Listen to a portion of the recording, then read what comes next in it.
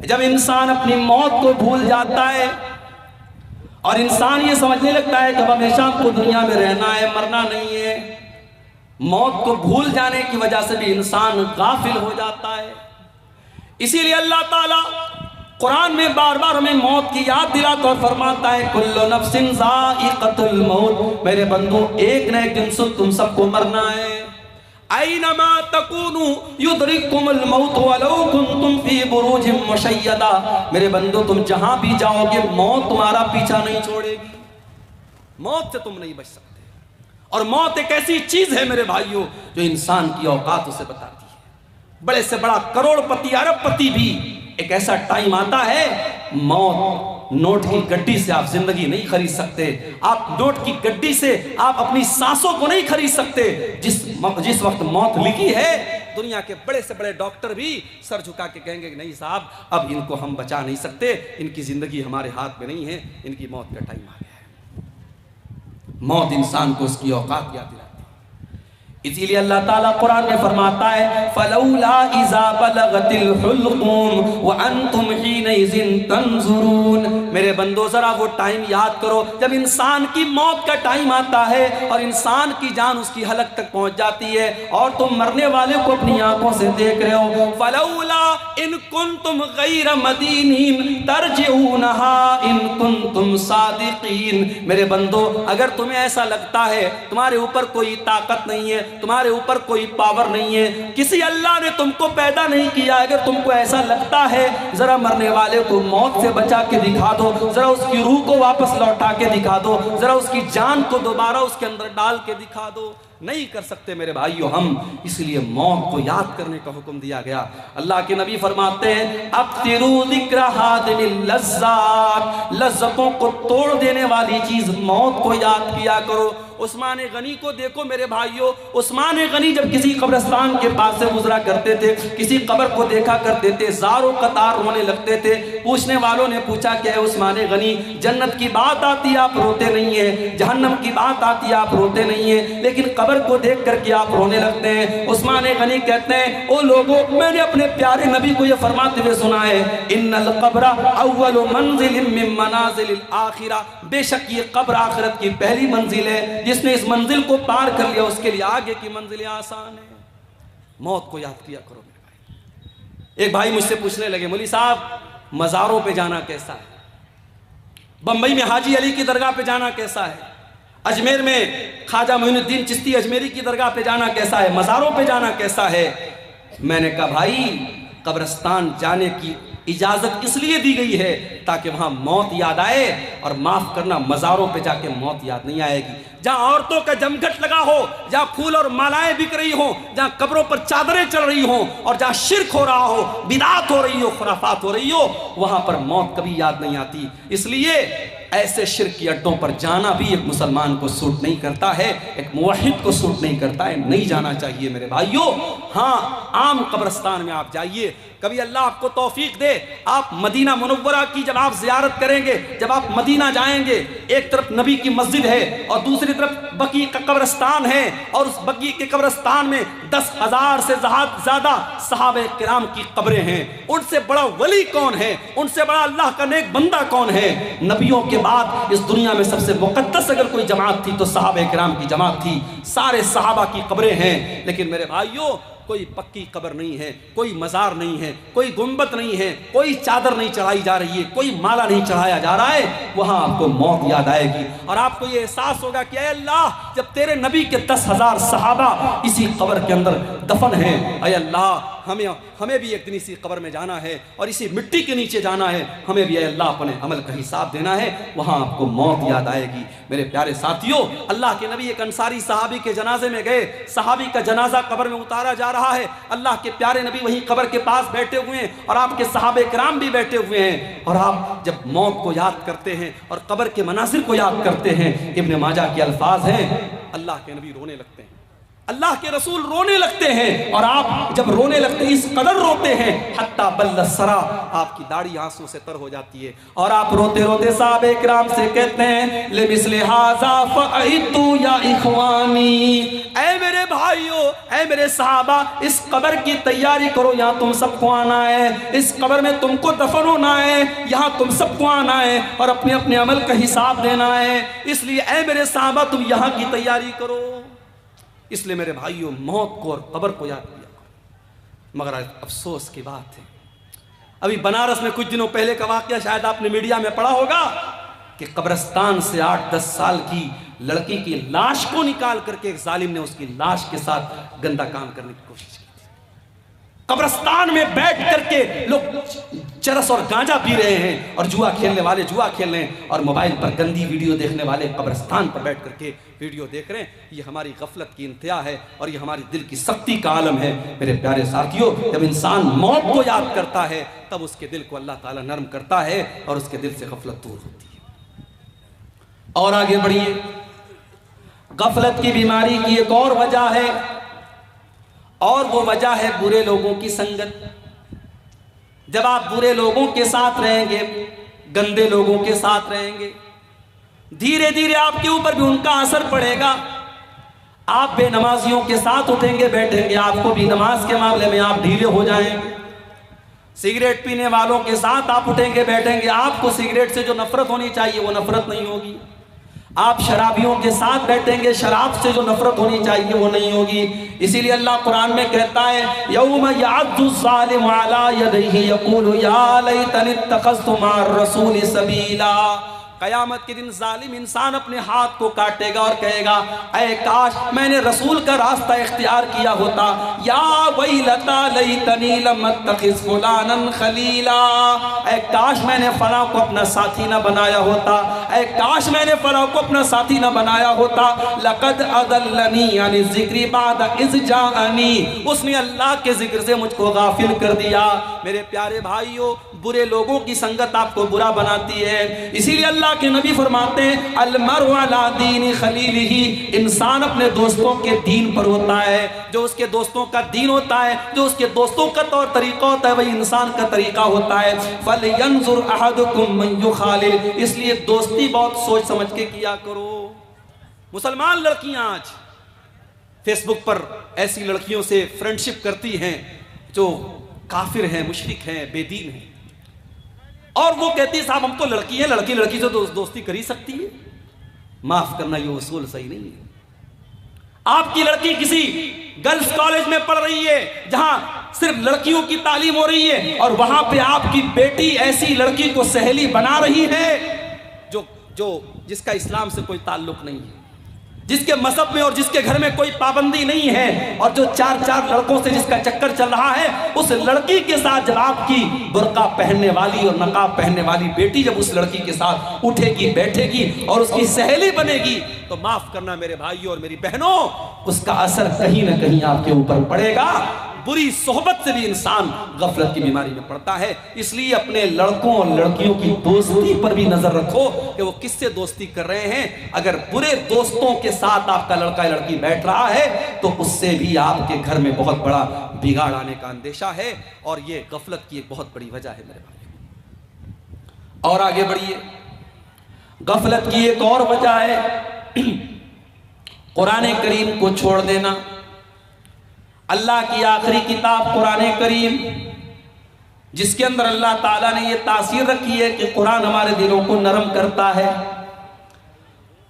قرآن کی آیتیں جب بار بار ہم پڑھتے ہیں، سنتے ہیں، اچھے قاری کی آواز میں قرآن کو سنتے ہیں، ہمارا دل نرم ہو جاتا ہے۔ اسی لیے اللہ کے پیارے نبی قرآن کو پڑھا بھی کرتے تھے اور سنا بھی کرتے تھے۔ بخاری کے الفاظ ہیں، اللہ کے پیارے نبی عبداللہ بن مسعود سے کہتے ہیں اے عبداللہ مجھے قرآن پڑھ کے سناؤ۔ عبداللہ بن مسعود کہتے ہیں اللہ کے نبی میں آپ کو قرآن کیسے پڑھ کے سناؤں، قرآن تو آپ ہی کے اوپر نازل ہوا ہے۔ آپ کہتے ہیں عبداللہ آج میں دوسرے کے منہ سے قرآن سننا چاہتا ہوں، ذرا مجھ کو قرآن پڑھ کے سناؤ۔ عبداللہ بن مسعود قرآن پڑھنے لگتے ہیں اور سورہ نساء کی تلاوت کرتے ہیں۔ اور سورہ نساء کو پڑھتے ہوئے جب عبداللہ بن مسعود قرآن کی آیت پر پہنچتے ہیں فَكَيْفَ إِذَا جِئْنَا مِن كُلِّ أُمَّةٍ بِشَهِيدٍ وَجِئْنَا بِكَ عَلَىٰ هَٰؤُلَاءِ شَهِيدًا، اے نبی اس وقت آپ کا کیا حال ہوگا جب ہر امت میں سے ہم ایک گواہ لائیں گے، اور اے نبی ہم آپ کی امت کے اوپر آپ کو گواہ بنائیں گے۔ جب اللہ کے نبی نے قرآن کی آیت کو سنا، بخاری کے الفاظ ہیں ذرفتینا، اللہ کے نبی رونے لگے اور آپ نے کہا عبداللہ بس کرو بس کرو۔ عبداللہ کہتے ہیں میں نے نظریں اٹھا کے دیکھا فَإِذَا عَيْنَاهُ تَذْرِفَانِ، اللہ کے نبی کی آنکھوں سے آنسو بہ رہے تھے۔ میرے پیارے بھائیوں، قرآن اللہ کی وہ کتاب ہے، لو انزلنا هذا القرآن على جبل لرأيته خاشعا متصدعا من خشية اللہ، اگر اس قرآن کو ہم نے کسی پہاڑ کے اوپر بھی اتارا ہوتا تو پہاڑ بھی اللہ کے خوف سے چور چور ہو جاتا، پہاڑ بھی اللہ کے خوف سے ریزہ ریزہ ہو جاتا۔ انسان کا دل تو گوشت پوست سے بنا ہے، انسان کا دل تو معمولی ہے، انسان کے دل کی کیا اوقات ہے میرے بھائیوں۔ قرآن کی تو یہ تاثیر ہے، قرآن کسی پہاڑ پر بھی اترا ہوتا تو قرآن کے اثر سے پہاڑ بھی چکنا چور ہو جاتا۔ قرآن سے اپنا تعلق مضبوط کرو میرے بھائی۔ اور آگے رمضان کا مہینہ آ رہا ہے، اور رمضان کا مہینہ قرآن کے نزول کا مہینہ ہے، اسی مہینے میں قرآن اترا ہے، اور روزے اور قرآن کے ساتھ بڑا گہرا تعلق ہے۔ اللہ کے نبی فرماتے، بخاری اور مسلم کی روایت ہے کہ قیامت کے دن اللہ کے پاس روزہ بھی چل کے آئے گا اور قرآن بھی چل کے آئے گا، اور روزہ کہے گا اے اللہ منعتہ الطعام والشراب فی النہار، اے اللہ دن کے 14-15 گھنٹے تیرا یہ بندہ بھوکا رہتا تھا، پیاسا رہتا تھا۔ روزہ کہے گا اے اللہ میری تیرے ڈر سے اور میری وجہ سے یہ کھانا اور پانی نہیں کھاتا تھا پیتا تھا، اے اللہ تو اس کو معاف کر دے، اس کی مغفرت کر دے۔ اور قرآن کہے گا منعتہ النوم باللیل، اے اللہ دنیا رات میں سوئی رہتی تھی، دنیا رات میں عیش کرتی تھی، اے اللہ تیرا یہ بندہ راتوں کو اٹھ کر کے قرآن پڑھا کرتا تھا، تہجد میں قرآن پڑھتا تھا، تلاوت کرتا تھا قرآن کی۔ قرآن ہمارے لیے سفارش کرے گا۔ میرے بھائیوں اس قرآن سے اپنا تعلق مضبوط کر لو۔ اگر چاہتے ہو کہ دل سے غفلت کی چادر ختم ہو جائے، دل سے غفلت کی لیئر ہٹ جائے اور دل پہ گناہوں کے جو دھبے ہیں وہ مٹ جائیں، تو قرآن سے اپنا تعلق مضبوط کر لو۔ اسی لیے آپ دیکھیے کہ قرآن میں اللہ کہتا ہے فَلَا يَتَدَبَّرُونَ الْقُرْآنَ مَا لَا قُلُوبٍ أَقْفَالُهَا، جو لوگ قرآن کے اوپر غور نہیں کرتے ان کے دلوں کے اوپر تالے لگ جاتے ہیں۔ موبائل میں آپ دیکھیے جب موبائل میں لاک لگ جاتا ہے تو جب تک آپ پاسورڈ نہیں ڈالیں گے لاک نہیں کھلے گا ہمارا، اور دل کے لاک کو کھولنے کا اگر کوئی طریقہ ہے تو قرآن کریم ہے میرے پیارے ساتھیوں۔ اس لیے قرآن سے اپنا تعلق مضبوط کرو، اور قرآن کو صرف جو حافظ ہیں ان کو نہیں پڑھنا ہے، قرآن کو ہر ایک کو پڑھنا ہے۔ اگر آپ قرآن اٹک اٹک کے پڑھتے ہیں، قرآن جو ہے مہارت کے ساتھ نہیں پڑھ پاتے ہیں، قرآن پڑھتے وقت اگر آپ کی زبان اٹکتی ہے، اٹک اٹک کر کے پڑھنے والے کو ڈبل ثواب ملے گا۔ قرآن آپ سمجھ کر کے نہیں پڑھ پا رہے ہیں، صرف قرآن کا عربی میٹر پڑھ رہے ہیں، قرآن کا عربی ٹیکسٹ پڑھ رہے ہیں، اس پر بھی آپ کو ثواب ملے گا۔ سمجھ کے پڑھے بہت اچھی بات ہے، بغیر سمجھے بھی اگر آپ قرآن کو پڑھ رہے ہیں تو اللہ کے نبی فرماتے ہیں کہ ایک ہر پر 10 نیکی ملے گی۔ میرے بھائیوں آج قرآن سے ہم دور ہیں، اور حالات یہ ہیں کہ ہمارا نوجوان 1 گھنٹے کے لیے موبائل کے بغیر نہیں رہ سکتا ہے۔ 1 گھنٹہ اگر موبائل کی بیٹری ختم ہو جائے بے چین ہو جاتا ہے، نہ جانے کس کی کال آئی ہوگی، نہ جانے کس کا میسج آیا ہوگا، نہ جانے کون کون مجھ کو یاد کر رہا ہوگا۔ ذرا سوچو میرے بھائیوں، اگر آپ کا کوئی دوست، بڑا خاص دوست آپ کو میسج کرتا ہے اور آپ واٹس ایپ کھول رہے ہیں، سارے لوگوں کے میسج دیکھ رہے ہیں، اور اس دوست کا میسج آپ اوپن نہیں کر رہے ہیں، کھول نہیں رہے ہیں، آپ کا دوست آپ سے ملے گا، کہے گا یار تو دوست ہے کہ دشمن ہے؟ جب تو میرا میسج نہیں دیکھ رہا ہے، تجھے میری کوئی فکر نہیں ہے، وہ دوست آپ سے دوستی ختم کر دے گا، تعلق ختم کر دے گا۔ میرے بھائیوں قرآن بھی اللہ کا آخری میسج ہے، اللہ کا آخری پیغام ہے، ھذا بلاغ للناس، اور اللہ کا یہ میسج ہم سب کے لیے ہے۔ اور ہم کتنے بڑے بد نصیب ہیں، آج قرآن سے ہم دور ہیں۔ کتنے لوگ تو ایسے ہیں رمضان میں قرآن اٹھاتے ہیں تو پھر سال کے 11 مہینے قرآن کو چھونے کی وہ کوشش بھی نہیں کرتے۔ میرے بھائیوں قرآن کریم کی تلاوت کو اپنی زندگی کا معمول بناؤ۔ غفلت کی بیماری سے اگر بچنا ہے تو یہ کام بھی ہمیں کرنا پڑے گا۔ اسی طریقے سے میرے بھائیوں ایک اور چیز ہے جو ہمیں غفلت کی بیماری میں ڈال رہی ہے، اور وہ ہے نماز کے معاملے میں لاپرواہی۔ نماز کے معاملے میں جب آپ لاپرواہی کریں گے تب بھی آپ کے دل پہ غفلت کی چادر چڑھ جائے گی۔ اس لیے کہ نماز کون چھوڑتا ہے؟ قرآن کریم میں اللہ نے بیان کیا سورہ مریم کے اندر فَخَلَفَ مِن بَعْدِهِمْ خَلْفٌ أَضَاعُوا الصَّلَاةَ وَاتَّبَعُوا الشَّهَوَاتِ فَسَوْفَ يَلْقَوْنَ غَيًّا۔ نماز کو تو وہی لوگ چھوڑا کرتے ہیں جو خواہشات کے پیروکار ہوتے ہیں، جو شہوتوں کی پیروی کرتے ہیں، جو اللہ کے فرما بردار نہیں ہوتے بلکہ اپنی شہوتوں کے فرما بردار ہوتے ہیں۔ اسی لیے بعض نوجوان جب ہم سے پوچھتے ہیں کہ مولانا کوئی ایسا طریقہ بتائیے کہ ہم بہت ساری نفسانی خواہشات سے بچنے لگیں۔ بہت سے ہمارے نوجوان بھائی ہوتے ہیں موبائل کی گندی عادتوں میں، موبائل میں گندی چیزوں کو دیکھنے کی عادت پڑ گئی یا کسی قسم کی بری عادت پڑ گئی، اس کا طریقہ پوچھتے ہیں۔ قرآن کریم کی آیت کی روشنی میں ایک نسخہ آپ کو بتا رہا ہوں، کبھی اس کو ٹرائی کیجئے گا، آزمائیے گا میرے بھائیوں میری بہنوں۔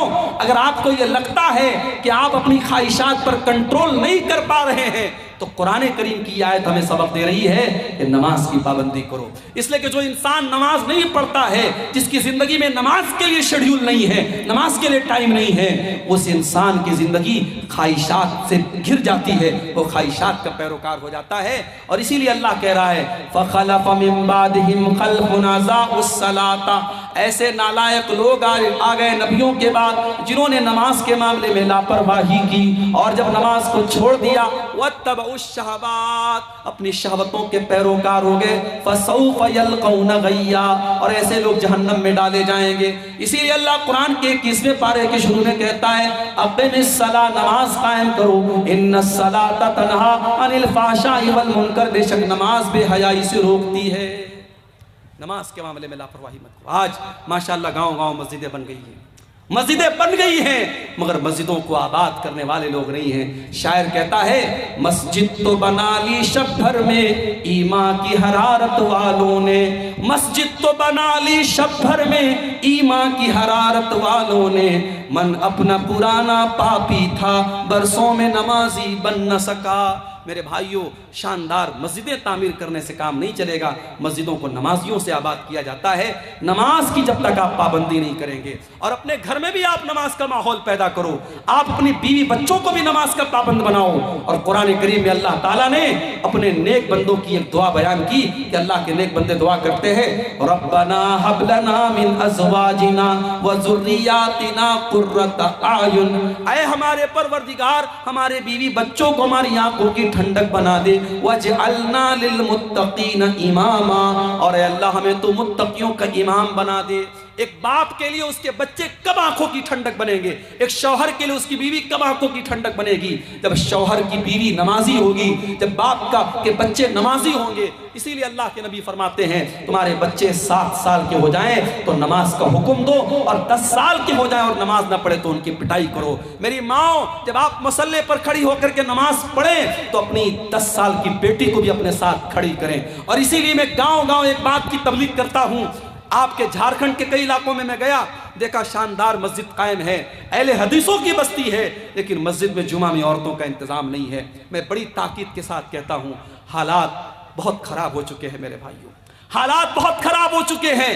آپ دیکھیں، خبر آپ نے سنی ہوگی، ہمارے اتر پردیش کے بریلی شہر میں 8 سال تک مدرسے میں پڑھنے والی لڑکی فیس بک پر ایک غیر مسلم لڑکے سے دوستی کرتی ہے اور اس کے بعد اس کے جال میں پھنستی ہے، اس سے شادی کرتی ہے اور ہندو مذہب میں داخل ہو جاتی ہے، اسلام کو چھوڑ دیتی ہے۔ 8 سال تک مدرسے میں پڑھنے والی لڑکی کا یہ حال ہے۔ ہماری قوم آج کہاں جا رہی ہے میرے بھائی؟ ہماری اور آپ کی بچیاں آج اسلام کو چھوڑ کر کے مرتد ہو رہی ہیں۔ شاید پوری اسلامی تاریخ میں ایسا بدترین دور نہیں دیکھا گیا تھا میرے بھائیوں۔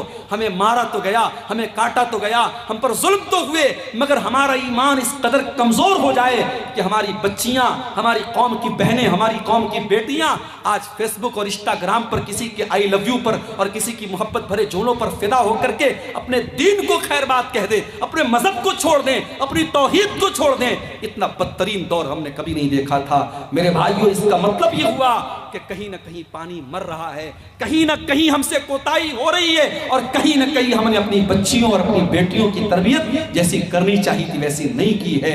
معاف کرنا میرے بھائیوں، سال میں ایک جلسہ ہو گیا، گھر کی عورتوں کو، لڑکیوں کو آپ لے کے چلے آئے، اس سے کام نہیں چلے گا، اس سے کام نہیں چلے گا، یہ تربیت کے لیے کافی نہیں ہے۔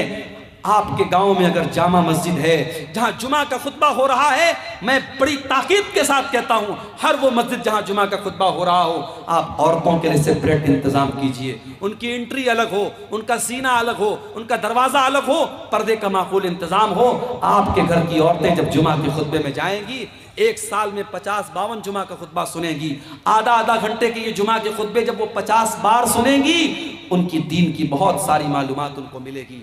آج کتنی عورتیں ہیں ان سے آپ دین کی موٹی موٹی باتیں پوچھ لیں نہیں بتا پائیں گی، ہاں رسم و رواج کی باتیں آپ پوچھ لیں، شادی بیاہ میں کتنے جوڑے کپڑے دینا ہے، فلانے نے اپنی لڑکی کی شادی میں 12 جوڑے دیے تو یہ 24 جوڑے دے گی، اس نے اپنی بیٹی کو 10 گرام کا ہار دیا تو یہ 20 گرام کا ہار دے گی۔ رسم و رواج کے معاملے میں ہماری عورتیں ماشاءاللہ کسی سے کم نہیں ہیں۔ ہمارے بنارس میں ایک جگہ ہماری رشتہ داری میں شادی ہو رہی تھی، شادی کا سارا سامان آیا تو اس میں میں نے دیکھا کہ ایک پڑیا رکھی ہوئی ہے، میں نے پوچھا بھائی اس پڑیا میں کیا ہے، تو کہنے لگی یہ سہاگ کی پڑیا ہے، یہ سہاگ کی پڑیا ہے۔ اور سہاگ کی پڑیا میں کیا ہے؟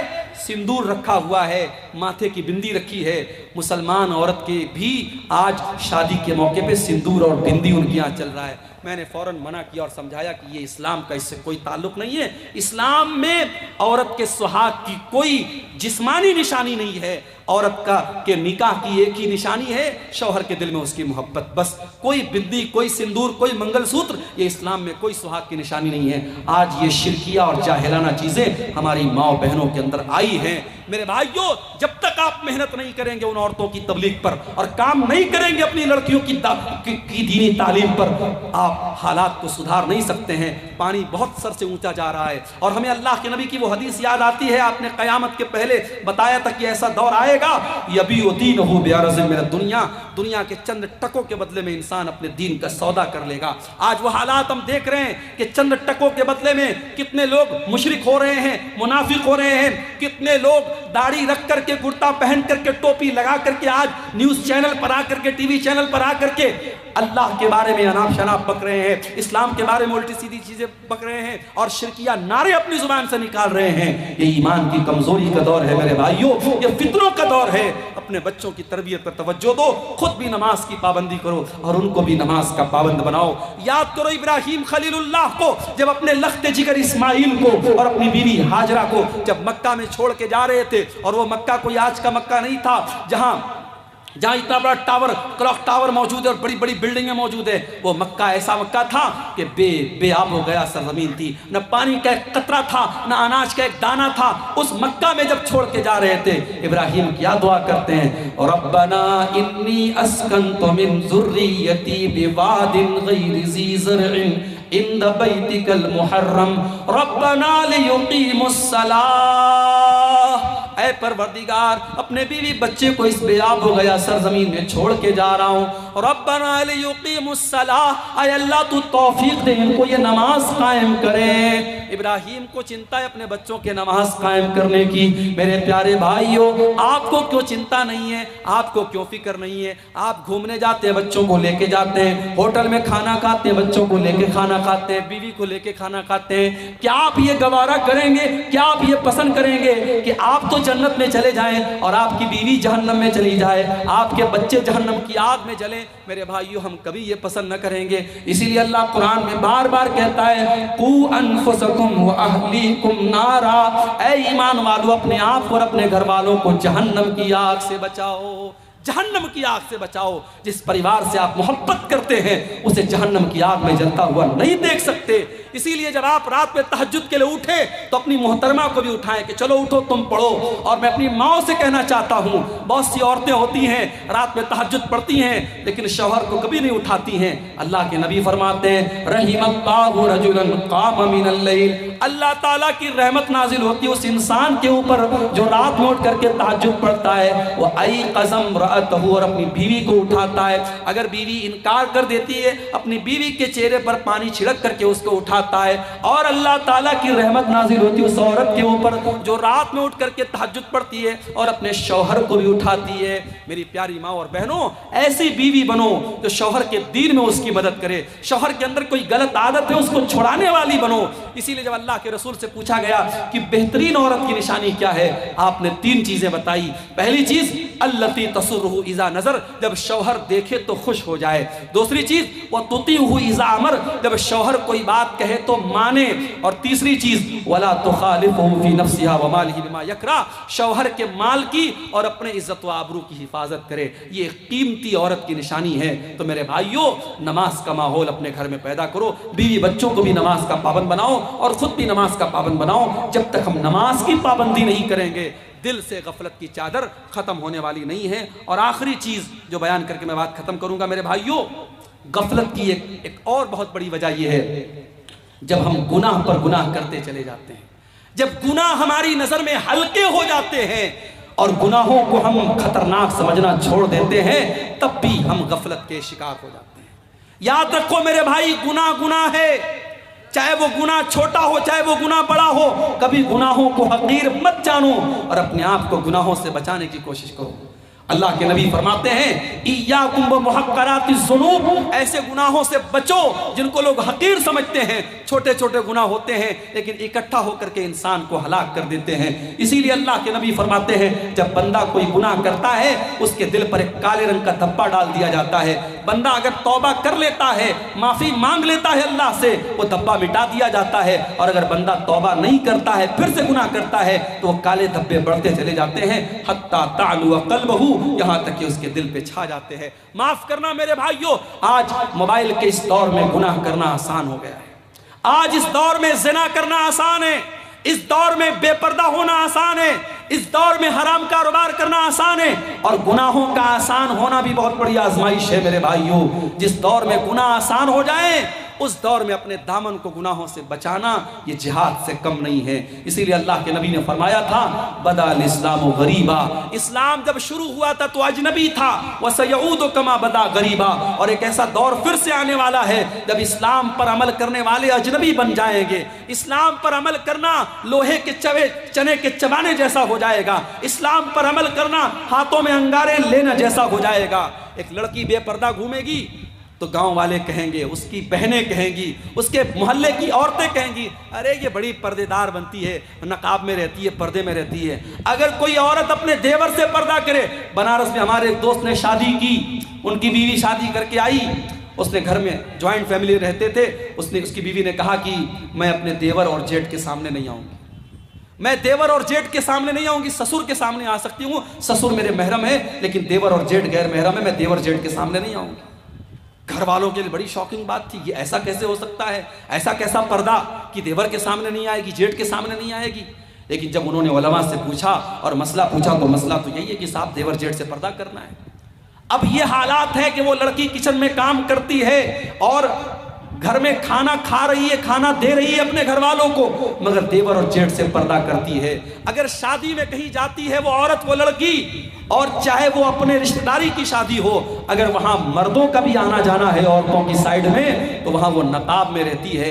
عورت کو عورت سے پردہ نہیں کرنا ہے لیکن عورت کو مردوں سے تو پردہ کرنا ہے. آج ایسی عورتوں کو لوگ کہیں گے صاحب یہ تو بڑی کٹر مسلمان بنتی ہے، یہ تو بڑی پردے دار مسلمان بنتی ہے. آج نوجوان اگر چہرے پر شرعی داڑھی رکھ لے تو سماج کہے گا یہ تو ملا بن گیا، یہ تو حافظ جی بن گیا، یہ تو مولوی صاحب بن گیا. اور وہی کلین شیپ کرا لے لوگ کہیں گے صاحب یہ تو ماشاءاللہ بڑا اسمارٹ ہے، ہینڈسم ہے. آج اگر کوئی نوجوان لڑکا اپنے آپ کو زناکاری اور بدکاری سے دور رکھے تو لوگ کہیں گے ارے یہ تو بڑا آؤٹ ڈیٹڈ لڑکا ہے، اس کو تو کوئی گھاس نہیں ڈالتا ہے. اور جو لڑکا رات میں 2 بجے تک غیر محرم لڑکیوں سے بات کرتا ہے سماج کہتا ہے صاحب یہ تو بڑا چالو لڑکا ہے، بڑا ایڈوانس لڑکا ہے. یہ حالات ہے میرے بھائیوں. گناہوں کو شیطان نے اتنا اٹریکٹیو بنا دیا کہ گناہ کرنے والے کو لوگ بڑا عقل مند کہتے ہیں اور گناہوں سے بچنے والے کو لوگ بیوقوف سمجھتے ہیں. اللہ کے رسول نے فرمایا صلی اللہ علیہ وسلم بدا الاسلام غریبا، اسلام جب شروع ہوا تھا تو اجنبی تھا اور اسلام آگے چل کر کے پھر سے اجنبی ہو جائے گا. جب ایسا دور تم دیکھ لو فطوبى للغرباء، تو تم بھی اجنبی بن جانا، تم بھی دین کے اوپر چلنے والے بن جانا. زمانہ گالی دے تو سن لینا، زمانہ برا بھلا کہے تو سن لینا، زمانہ تمہاری راہ میں روڑے اٹکائے تو سن لینا. اور ہمیں یاد ہے کرناٹک کی اس لڑکی کا بیان، کرناٹک کی اس لڑکی کی ہمت کو سلام جس نے ظالموں کے ڈھیر میں اور ظالموں کے جھنڈ میں پردے میں گئی تھی اور اس کے سامنے جب شرکیہ نعرے لگ رہے تھے، مسکان نام کی اس لڑکی نے کہا تھا، اللہ کی تکبیر کا نعرہ بلند کیا تھا، اس نے اپنے پردے کا پاور دکھایا تھا۔ میری پیاری ماں اور بہنوں، آج بھی یہ پردے کے اندر ایک طاقت ہے۔ ایک مسلمان لڑکی جب پردے میں نکلتی ہے، دنیا جانتی ہے یہ پردے والی لڑکی ہے، اس کو چھیڑا نہیں جا سکتا۔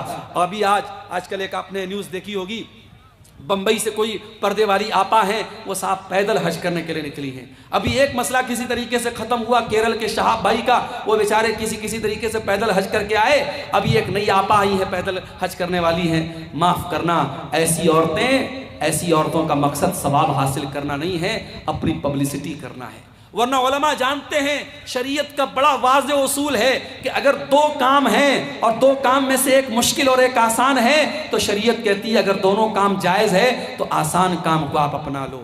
اگر آپ کو نماز پڑھنی ہے اور ٹھنڈی چھاؤں بھی موجود ہے اور کڑی دھوپ بھی ہے تو کڑی دھوپ میں کھڑے ہو کر کے نماز پڑھنا کوئی ثواب کا کام نہیں، آپ ٹھنڈی چھاؤں میں کھڑے ہو کر کے نماز پڑھیے۔ اگر مسجد میں پنکھا ہے اور پنکھا چلا کر کے آپ نماز پڑھ سکتے ہیں تو کوئی ضرورت نہیں کہ آپ پسینہ کھائیں۔ اگر ہوائی جہاز کا انتظام ہے اور آپ 4 گھنٹے میں آپ جو ہے جھارکھنڈ سے رانچی سے آپ جدہ پہنچ سکتے ہیں اور آپ پٹنہ سے جدہ پہنچ سکتے ہیں تو کوئی ضرورت نہیں ہے آپ پیدل آپ حج کرنے کے لیے نکلیں اور دنیا کو کے اندر پبلسٹی کریں۔ آج دین کو پبلسٹی کا بھی ایک ذریعہ بنا دیا گیا ہے۔ میرے بھائیوں، آج حالات یہ ہیں، ممبئی کے ایک بہت بڑے کاروباری، ممبئی اور گجرات کے ایک بہت بڑے کاروباری فیملی میں شادی ہونے والی ہے۔ ابھی شادی کے پہلے کی جو تقریبات ہیں جس کو پری ویڈنگ سیریمنیز کہا جاتا ہے، ان کی شادی کی اس تقریبات میں 9 ارب روپے خرچ ہو چکے ہیں۔ اور امریکہ سے ایک ناچنے گانے والی کو بلا کر کے 74 کروڑ روپیہ دے کر کے اسے نچوایا گیا تھا اور میڈیا تالی بجا رہا ہے، اور ہمارے بالی ووڈ کے بڑے بڑے سپر سٹار اس شادی میں جا رہے ہیں، کسی کو کوئی فرق نہیں پڑتا ہے۔ اور وہی 2 مہینے 3 مہینے کے بعد جب ہمارا بقرعید کا تہوار آئے گا اور ہندوستان بھر کے مسلمان جب قربانی کریں گے تو اس میڈیا کو سانپ سونگھ جائے گا اور یہ میڈیا اسلام کی دشمنی میں کہے گا کہ صاحب مسلمانوں کو قربانی نہیں کرنی چاہیے، بے زبان جانور مر رہے ہیں، اتنا پیسہ جانوروں کی قربانی پر خرچہ ہو رہا ہے، اتنے پیسے سے کتنے غریبوں کا مکان بن سکتا ہے، کتنی غریب بیٹیوں کی شادی ہو سکتی ہے۔ ان دھوکے باز میڈیا والوں سے جا کر کے کوئی کیوں نہیں کہتا کہ 9 ارب روپے ایک شادی کی تقریبات پر خرچ کر دیے گئے، جس دیش میں 85 کروڑ لوگوں کو، غریب لوگوں کو فری میں راشن دیا جا رہا ہے، اس دیش میں ایک انسان کی شادی پر 9 ارب روپے خرچ کیے جا چکے ہیں۔ کیا میڈیا کا یہ فرض نہیں بنتا کہ وہ اس پر بھی لوگوں کو جاگروک کرے کہ اس 9 ارب روپے سے بہت سارے غریبوں کے کام ہو سکتے تھے؟ میرے پیارے ساتھیوں، اصل چیز یہ ہے، لوگ اسلام کے دشمن بنے ہوئے ہیں، اسلام کو مٹانے کی بہت ساری پلاننگ ہو رہی ہے، مگر یاد رکھو اسلام کی فطرت میں قدرت نے لچک دی ہے، اتنا ہی یہ ابھرے گا جتنا کہ دباؤ گے۔ اسلام اللہ کا وہ چراغ ہے جسے بجھایا نہیں جا سکتا ہے، نور خدا ہے کفر کی حرکت پہ خندزن، پھونکوں سے یہ چراغ بجھایا نہ جائے گا۔ انشاءاللہ اسلام کل بھی تھا اور آج بھی ہے اور قیامت کی صبح تک باقی رہے گا۔ ہماری ذمہ داری یہ ہے کہ ہم اپنے دلوں کو غفلت سے دور کریں میرے بھائیوں، اور جو چیزیں میں نے بتائی ہیں ان اسباب کو دور کر کے ہم اپنے دلوں کی غفلت کو دور کر سکتے ہیں۔ اور اگر ہم نہیں کریں گے تو یاد رکھو پھر حالات وہی ہوں گے کہ حرم میں بیٹھ کر بھی لوگ موبائل پر ویڈیو گیم کھیلیں گے اور رمضان کے مقدس مہینے میں بھی لوگ بے حرمتی کریں گے۔ اور آج آپ دیکھ لیں کہ اس غفلت کی بیماری نے آج ہم کو کہاں لا کے کھڑا کر دیا ہے۔ میرے بھائیوں، میں گزارش کرتا ہوں آپ سب سے کہ ہم سب اپنے دلوں کو ٹٹولیں اور اپنی غفلت کی دور کریں۔ دعا کرتے اللہ تعالیٰ سے رب العالمین ہمیں اپنے دلوں کی سختی کو، ہمارے دلوں کی سختی کو رب العالمین دور فرمائے، ہمیں اپنے گناہوں سے سچی توبہ کرنے کی توفیق عطا فرمائے، آنے والے رمضان کو ہماری اصلاح کا مہینہ بنا دے، ہم سب کو اپنی اصلاح کرنے کی توفیق عطا فرمائے۔ رب العالمین ہماری نوجوان نسل کو اپنے غلط کاموں سے باز آنے کی اور سچی توبہ کرنے کی توفیق عطا فرمائے۔